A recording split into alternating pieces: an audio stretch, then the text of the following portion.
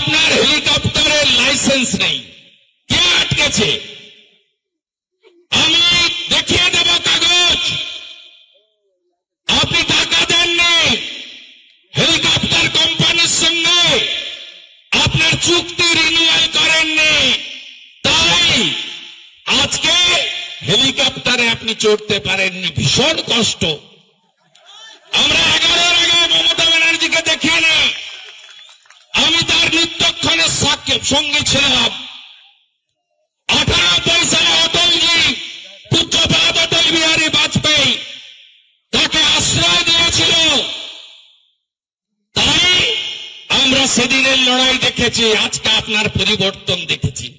একদিন হেলিকপ্টারে চড়তে পারেননি, তার জন্য এত দুঃখ, এত কষ্ট, এত বেদনা।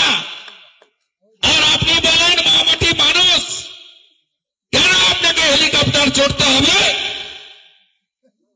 আপনি তো আগে হেলিকপ্টার চড়তেন না।